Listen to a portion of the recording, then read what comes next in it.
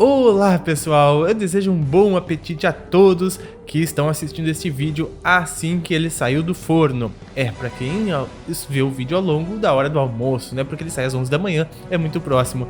Nós vamos falar sobre os Greys, os extraterrestres da raça Grey, porque muitas pessoas têm uma imagem negativa sobre estes seres. Nós vamos entender por quê. Nós vamos saber também o que, Hélio? Nós vamos tratar também sobre os dragões. O que são os dragões? E será que estes seres têm uma moralidade avançada?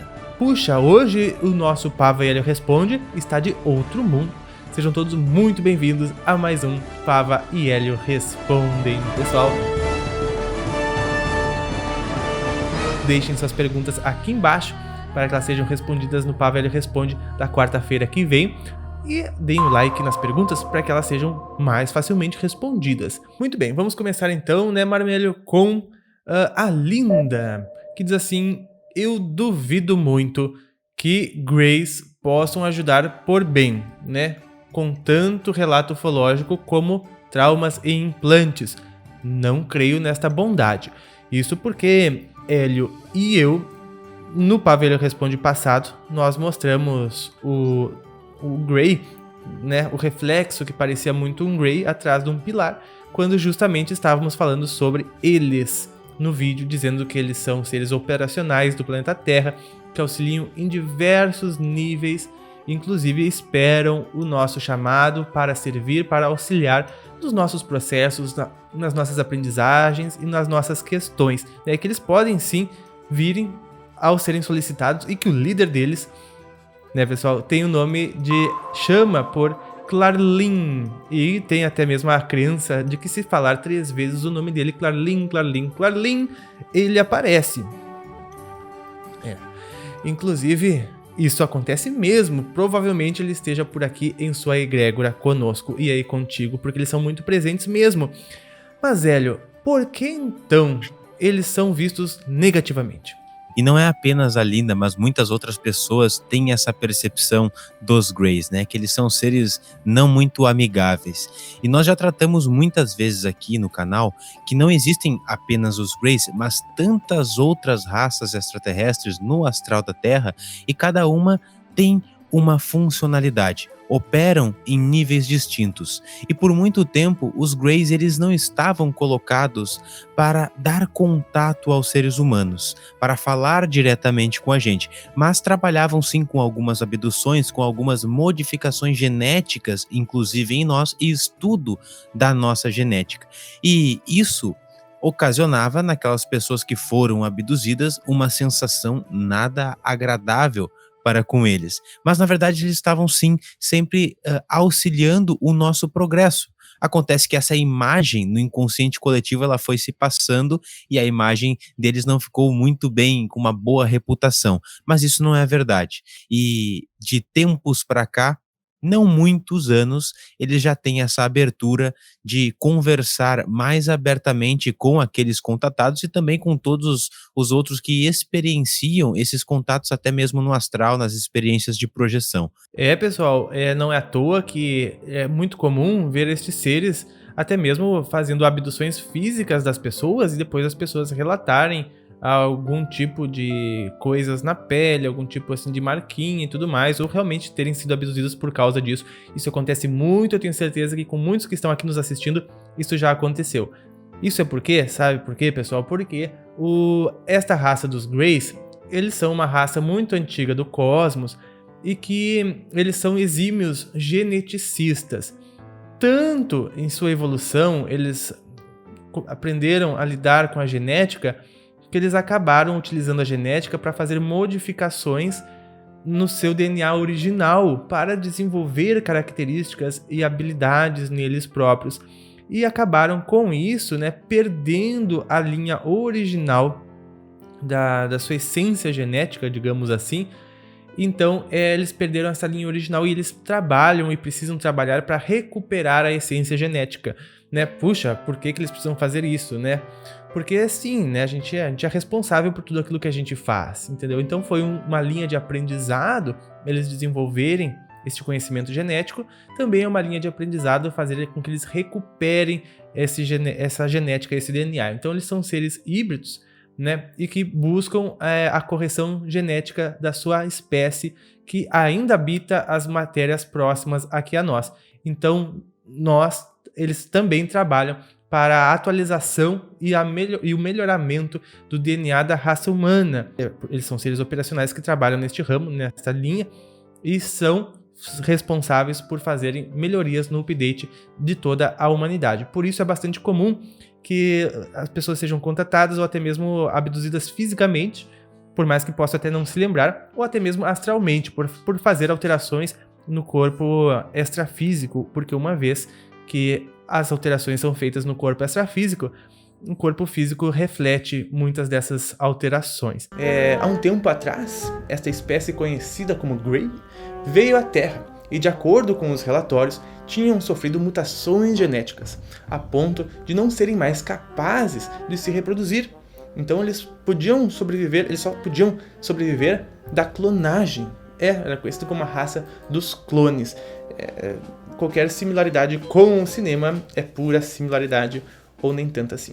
Bom, nós como espécie, então, nós concordamos em compartilhar a nossa genética com eles, para que eles pudessem alterar o curso da sua história e o seu futuro. A maioria das experiências de abdução tinham a ver com este curso de correção genética deles, né? Que foi muito confuso para os seres humanos. Muitas das abduções relatam este tipo de ser aparecendo porque essa era o plano deles conosco, de revivar os genes reprodutores deles, porque em algum nível nós concordamos com esta relação como serviço no bem. E eles são, de certa maneira, assim, nossos parentes diretos e estão aqui para nos apoiar durante a nossa jornada de ascensão, nos ajudando a manter o curso da nossa realidade da forma como gostaríamos de criar, certo? Desejavelmente com paz, harmonia e abundância. Os Assassins são, assim, uma raça muito benevolente, muito amorosa. Eles têm uma relação estreita com seus eu superiores e são muito, muito, muito brincalhões, certo? O líder deles aqui na Terra é o Klar-Lin, e eles são seres operacionais e regulam as propriedades e características do planeta, certo? Como deixo esta recomendação de vídeo aqui em cima, certo? Klar-Lin disse que se chamar 3 vezes o nome dele, alguém da raça dele vem para auxiliar, né? Se falar 3 vezes, eu tenho certeza disso. Exato. E eles não se limitam a essas operações genéticas, né? Fazem tantos outros trabalhos também de expansão da consciência. Mas antes não havia esse contato, esse diálogo, e as pessoas ficavam com impressões negativas. Hoje em dia que estão falando, nós estamos aos poucos ouvindo, a gente vai mudando essa percepção que a gente tem sobre esses amigos. E na pergunta da Ana Maria B. dos Santos, eu fiquei curiosa sobre essas raças que vieram pra cá fisicamente, né? Por favor, faça um vídeo sobre isso. E eu acredito que a raça Grey é uma delas, né? Mas são realmente, pessoal, centenas de raças. A gente não pode dizer como são essas raças, né? Fale sobre essas raças, porque são realmente muitas e muitas e muitas. Aonde for a nossa imaginação, nós vamos encontrar diferentes classes. A gente tem que imaginar mesmo a vastidão infinita do universo.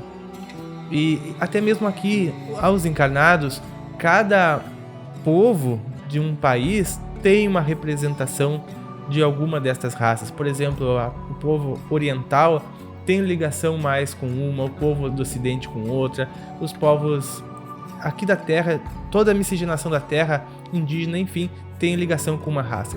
São centenas mesmo, certo? Que vêm de todos os lugares que a gente imagina do universo.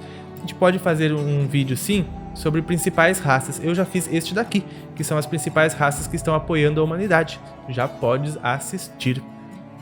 E aquelas que a gente tem também conhecimento porque estão numa faixa operacional mais próxima da gente. Embora tenham outras que nos auxiliam e muito e não aparecem em nenhum holofote. Mas a gente já viu, até em oportunidades num capítulo do AME, um relato em que ele apresenta ali um teatro de inúmeras raças do cosmos e existem das mais distintas formas. Ali é uma representação possível para você perceber todas essas que estão aqui conosco. Pra gente ter uma ideia, pessoal, a gente fica pensando assim, puxa, a raça humana pode ser uma raça bonita.